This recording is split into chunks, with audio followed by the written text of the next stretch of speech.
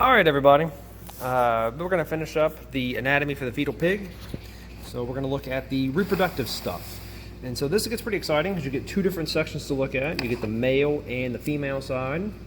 Both different, both cool, both fascinating. So we're going to start with both of those. Well, we can't start with both, right? That's crazy. We'll start with one. Also, got a lot more time left on the phone. Cleared off some apps. So Pokemon Masters no longer exist on my phone, so I had to free up the space. Sacrifices. But, you know, all in the name of science. But we're there. So, yeah, I guess without further ado, let's get at it and look at some anatomy. So let's start with the male. That's the easier one. So, a little less structures. Oh, I just touched the pig foot with my hand. Oh, well. Count how many times that'll happen in this video. I'll be a lot. So we'll start off with the urethra. And so the urethra is an opening, dual purpose in the male for expulsion of semen and then also for urine. So urinary and reproductive functions. And so let's roll this puppy on around here. So there we go. So hopefully that stays put. Oh, well, where'd it go? Okay, there it is. So, doesn't, oh, stop. Stay. Okay. Urethra. The opening. And so it begins there. And it also comes from like the bladder, which I'll show you in a second, but that's kind of the opening of it. So that works for us. I was able to get close enough in there to expose the bladder. But to refresh, this is your bladder, or not your bladder. This is the pig's bladder. Your bladder doesn't look like this. But yeah, that's the urethra. We'll see that again in the female side, where it gets a little more interesting. Now, from then the urethra, that's part of the penis. So the penis goes up here, and this structure, this long tube, that's the fetal pig penis. At least part of it. So a lot of that's going to be, you know, the internal, carrying the semen and sperm up from the testes. But, you know, up to this area, you can get a good view for it. So, like there, up this region, be penis. Okay. Next up on our male structures, well, let's start another approach. So, when you think about male reproductive anatomy, you're going to think about the penis, testes, big ones that pop up. So, look at the testes. That'll be here. So, that's our testes. All right. That is contained in the scrotal sac, which I've cut open to expose the testes, but that's down here. This is a fetal pig, so they were a little kind of tucked inside. And the adults, they are not. So that's cool. And then we have the epididymis. Now, the epididymis, I've shown a good one on this one, folks. Look at that sucker. Oh, man, that's a good epididymis. That's kind of like a little earthworm that's kind of hanging out around the testes. That's your epididymis. So let me try and get the name tag on the shot there. There we go. So that little chain there, that's your epididymis for the pig. And then, of course, we need the Vas Deferens, which is a structure to carry all these products to the point where they can be released, right? And so there's a tube inside of here. That's what that is. So that's your epididymis, or your Vas Deferens in here. So then there you have some tubes. There's like some blood vessels, nerves, all that kind of stuff kind of wrapped into one kind of cord there, and kind of keeps this sucker going. One thing that's kind of cool is, so the sperm is made like at a certain, like not at birth, right, but at puberty, once all that hits, and it's kind of made outside the body, so it's not there at birth, so it doesn't recognize sperm as self. So the body has to actually be pretty careful with the sperm, because otherwise it'll detect it and destroy it. Which is kind of fascinating because it recognizes it as a non-self part because it wasn't there initially on. So that's kind of a cool little fun fact. The body has adaptations, obviously, to deal with that, which we're not going to get into, but it's there. But yeah, that's the testes. That's the male anatomy. Let's pop on over here to the female anatomy. So that was Wilbur Bacon Jr. for our male anatomy. Female anatomy, a little T. And so let's do it. And so the female side, I think, is a little more interesting, and it's cool because we have to really get some good cuts in there to see some stuff. And there's a pretty big difference in the female pig anatomy compared to human anatomy. So we'll look at those. And so, without further ado, let's get to cracking. So the first of which, I'm trying to keep the pig propped down, but it just wants to roll over. No pig, no rollover.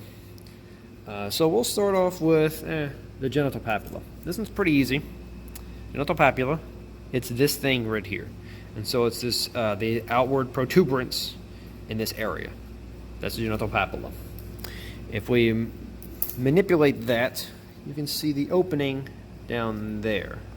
The opening. And so now this is where it diverges. So in humans, right, we have two openings.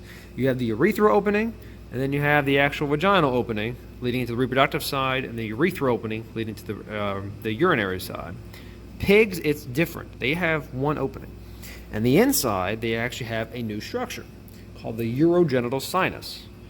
And so this is the case for other mammals. And so that is found here. And it's called the Urogenital Sinus because sinus means opening, or like a big opening inside of the body. And so it's called urogenital because it combines urinary and genital functions. So that's this. And so it occurs right before the branching off of the urethra and the uterus. So, but a lot of URs in this system, so a lot of those, a lot of yours. Reminds me of a boss in an old game called Morrowind called Dagoth which I don't think that has anything to do with this, but it was hard to get to, and so was this. I had to cut through bone to expose this. So sorry, ma'am, for the inconvenience, but I had to slice through because this is pretty well protected, but I had to cut through. Pretty fine dissection job, if I don't mind bragging a little bit. I think that looks pretty good on my part. The students cut open the most of the pig, just so you're wondering. I just went in and did some fine tuning to expose the other structures. Anyway, urogenital sinus. Just rolls off the tongue. Urogenital sinus, right there.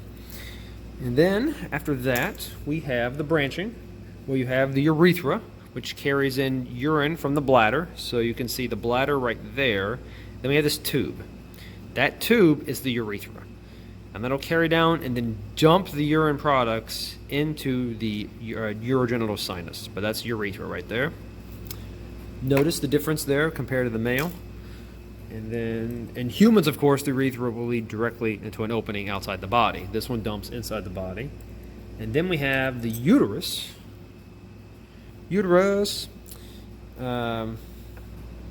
so I'm trying to position this sucker out of the way. There we go. And so there's our uterus. So it's nice.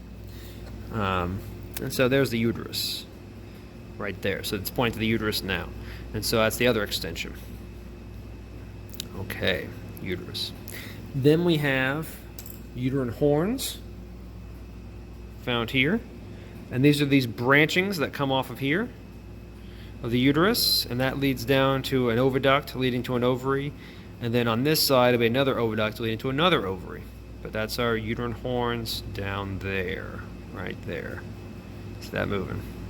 Uterine horns. Okay. Then we have the ovary. Now the ovary is a little tough to see because it's kind of tucked away. So these little strong ramen noodle looking things, that's the oviduct. So that's oviduct.